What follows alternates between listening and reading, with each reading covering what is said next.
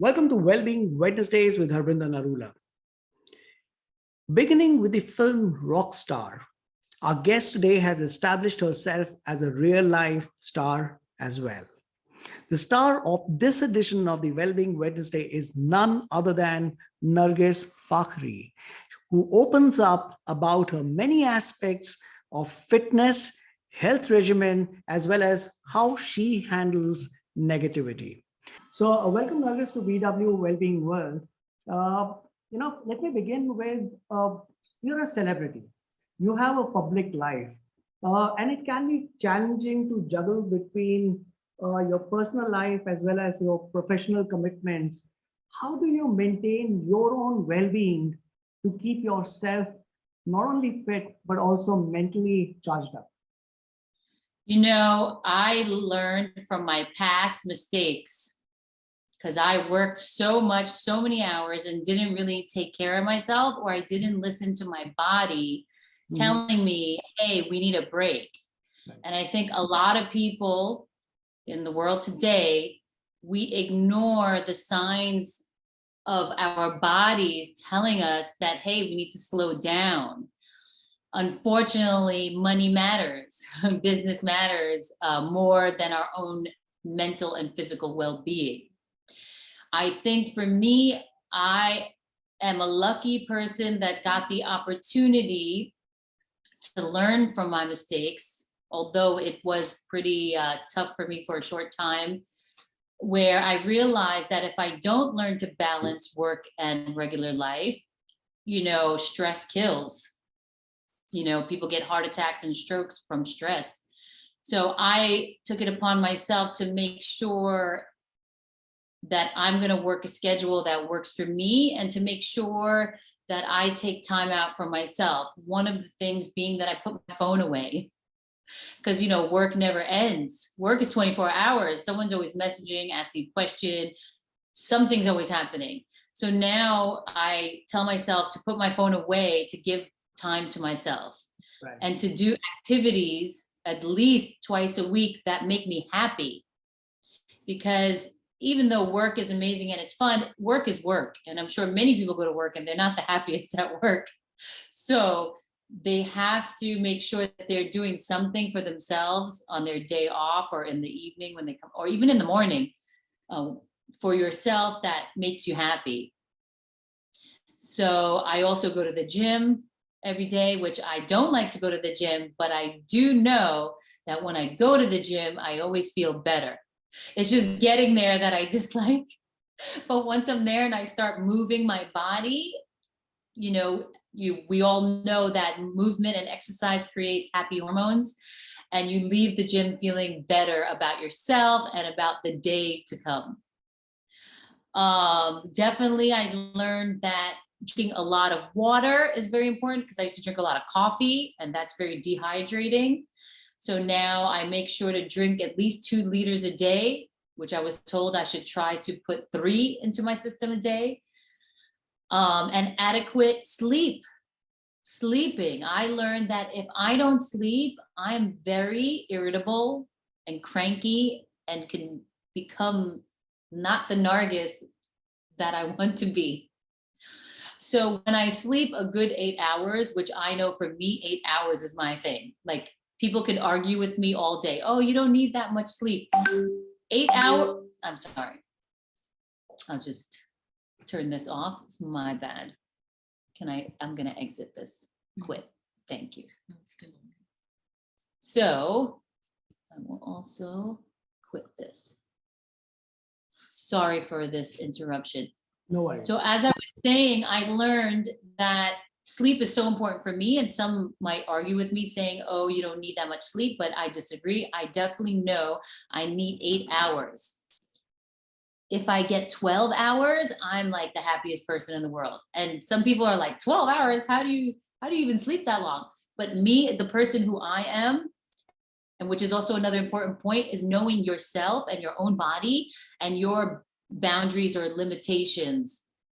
Because some people push themselves so much because they feel like if they don't push themselves, what will people say? What will their job say? Or the job expect so much? But honestly, if you don't take care of your well-being, you're not going to be good to anybody, including yourself. Right. That was a lot of talking. I love to listen. So, Nargis, when Imtiaz Ali first saw your photograph in the Kingfisher calendar, he offered you your first break. What was the first thing that went in your mind? Was it excitement or was it nervousness? Were there some kind of fears that kind of set in? And how did you deal with the emotions? Okay. Just 1 second. Well, oh, Sorry to sorry, they're interrupt. interrupting. Okay.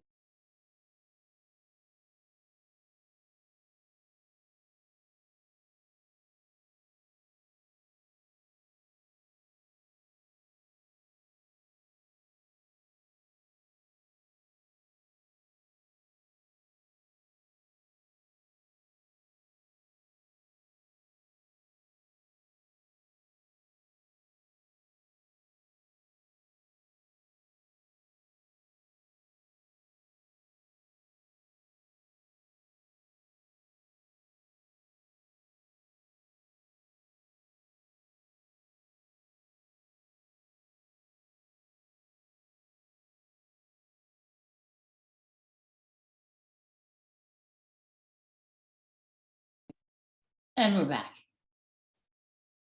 Cool. Never mind.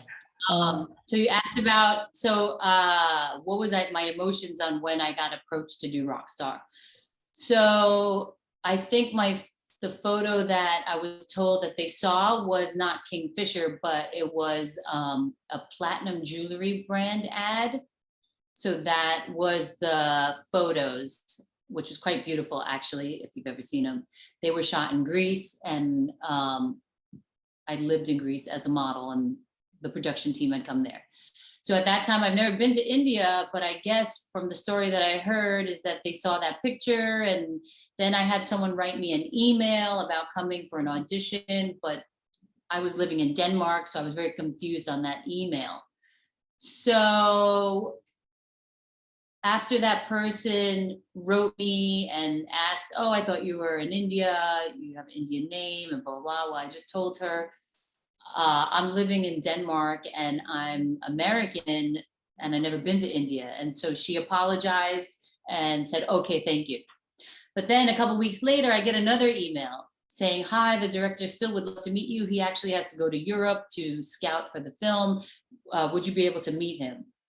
So funny enough, the film, half of it was taking place in my mom's country. She's from the Czech Republic, and we shot in Prague and some other small towns. So I decided to fly over and just, see what this was about. Because why not? I'm a person who loves to take chances and risks, and I love to have new experiences in my life.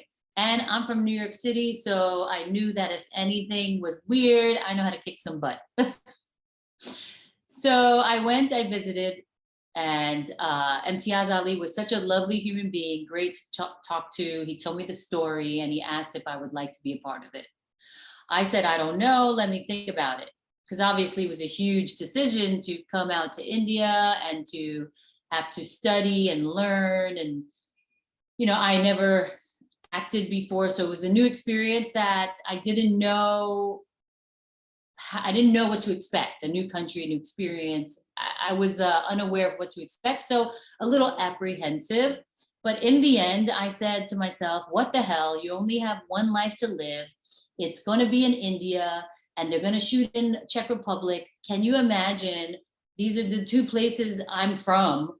So my heritage that I actually a year or two ago was wondering about, because I'm very American, I don't know my background of my heritage so well, and God has answered my prayers and given me an opportunity to experience both, and at the same time do something amazing, which is acting, another experience that I never imagined I would be doing.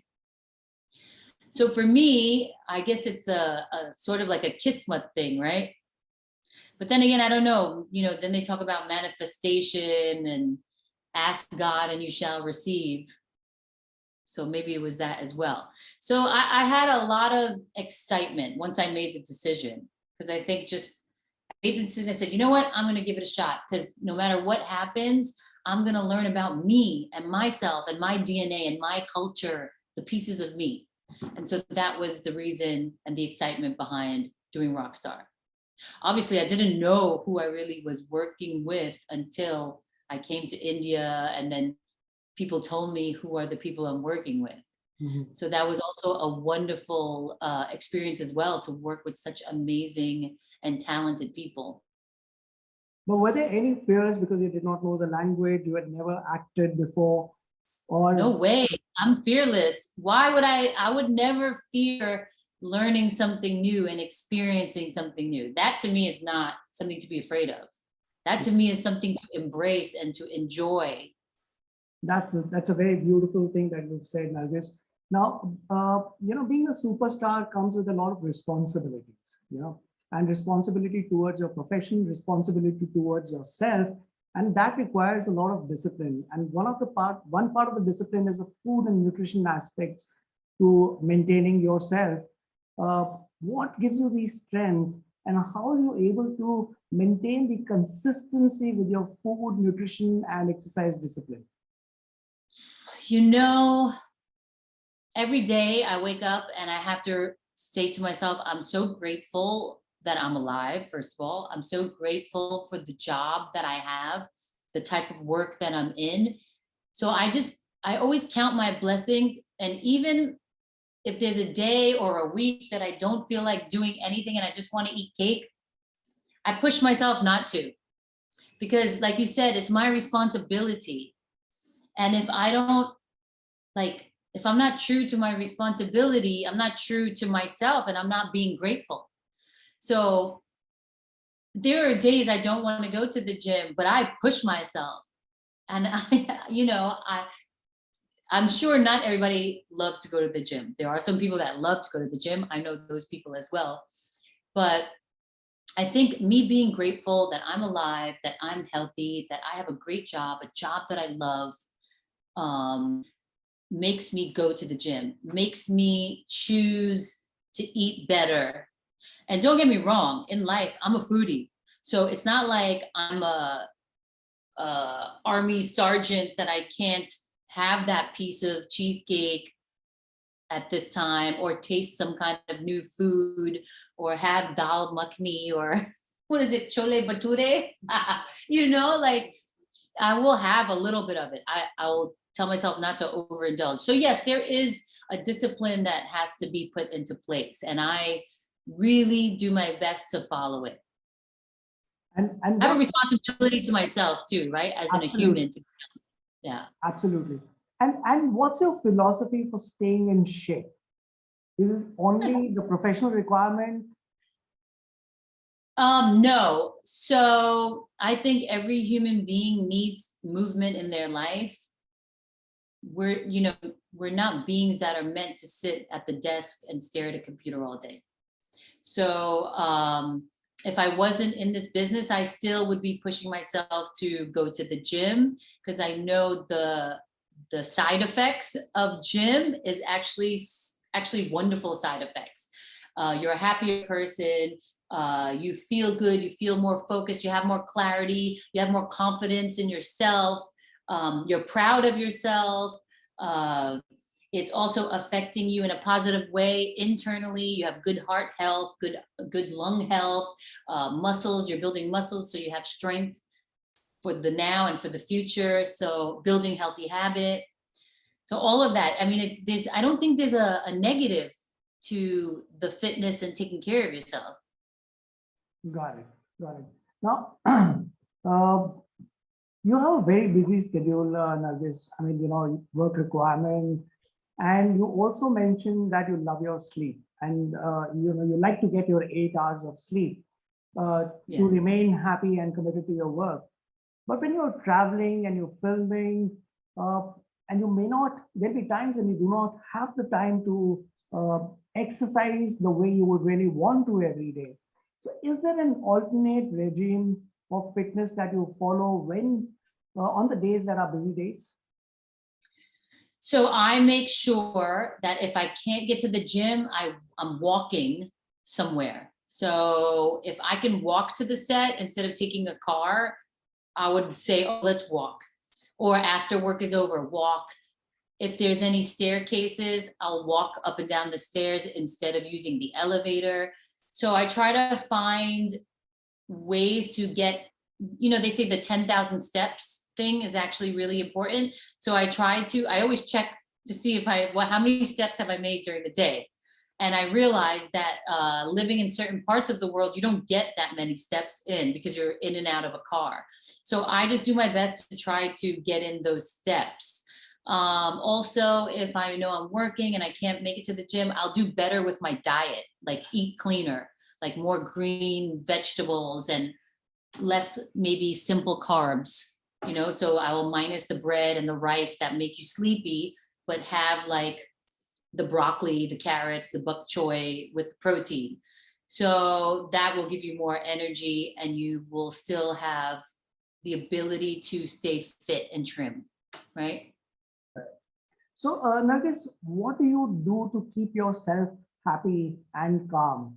As a public figure, you have restrictions on, certain actions. When you go out, you get a lot of attention. How do you keep yourself composed despite all these challenges that you may be facing as a public figure?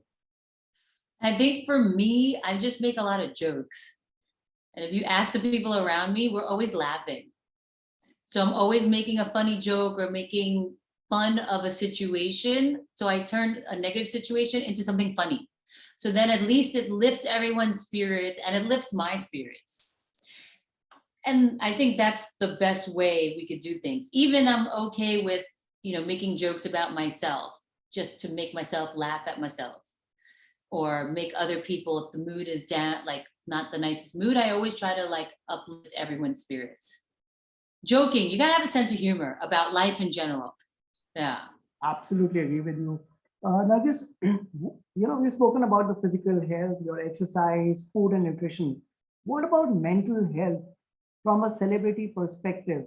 What is your take on keeping yourself mentally strong to face any situation? I think anytime you're grateful about all the things that you have, there's no other way. You have to just be grateful for everything, even little tiny things. If we can focus our attention on those good, positive things and being grateful that, I have a job, I have a great job, and you change situations for the positive. So I don't know what kind of example I can give. If there's something that turned out negative, there's always a way to find the positive in the negative. Does that make sense? There's always a way. In any negative, you can find a positive. Right. So I feel like as long as you can do that, you don't have any issues. You don't get upset. You're just like, okay, that's okay. And you stay calm when you realize that there's always a positive in the negative, or you just don't, I don't want to say the word care, you don't care too much, or you don't give it so much weight. You don't give it so much attention. That's the word. Yeah, don't give negativity so much attention and it won't affect you. Or if you could turn the negative into a positive, which we always could find positive somehow, you're going to be on your way to a more calmer, relaxed, chilled out person. You actually preempted my next question because I was going to ask you that how do you handle negativity? Yeah. Yeah. So what I hear you say is that, don't give it that attention and try and figure out happiness within that negativity or the positivity within that negativity. Is that correct? Yes. So, Nargis, my last question to you before I let you go is, there's a huge conversation today on self-love. Give yourself a priority. Take care of your own self before you take care of others. But there's a very thin line between self-love and becoming selfish or being at least perceived as selfish. What is your thought on this? That's definitely a good question and a hard question to answer. And it depends how deep we want to go. But when you talk about someone's like, We talk about self-love and a human being psychology. I feel like self-love comes from your self-worth, which self-worth comes from having boundaries and knowing yourself, what you can do and will not do, being true and authentic to who you are, maybe not following everyone in their path. Maybe you have your own path. You need to recognize and follow it that way, because all of us are individuals. And then, yeah, that's a hard one, because I know that many people talk about, oh, self-love, go get a manicure, get a spa day. And yes, that's wonderful. You need that to de-stress and take care of yourself. But there's also the self-reflection part. Like, are you showing up and being the person you want to be? So that's a lot of introspection that needs to take place, and a lot of recognition of maybe patterns that are not serving us very well. And what are your inner beliefs? Do you believe you can become successful? Do you believe that you deserve this? So when you talk about self-love, for me, I think about those things. Does that make sense? I don't know. Absolutely. In fact, this was something that just came to my mind. So I asked you, and I think you beautifully explained the concept of self-worth and reflecting on yourself and your belief systems and who you really want to be, because that's I think a responsibility one needs to have for themselves as well, and that's when you need to prioritize. Nargis, for me, there have been a great takeaways when I've spoken with you today. Uh, Listening to your body, it gives you signs, is something that we need to self-reflect on, understand Yes. what the signs our body is giving. And I also see you living a life of gratitude for all the opportunities. You mentioned Kismat, and that's a very beautiful respect for what the universe is throwing at you. And the message that don't focus on negativity, look at positivity within that, because stress kills is a very strong message that you've shared. Yes. Nargis, with that, I'd like to end this conversation, and I must thank you for taking our time. Despite your busy schedule at the Lakme Fashion Week, you took time out. I must express my gratitude for that. Thank you so much. Oh my gosh, thank you. And thank you for being such a great listener and actually hearing what I said and articulating back to me the message that I would like to give out there. Thank you. Thank you so much, Nargis. Love to be in touch with you. Yes, please. Lovely to meet you. Thank you so much for this Thank you interview. so much. Amazing.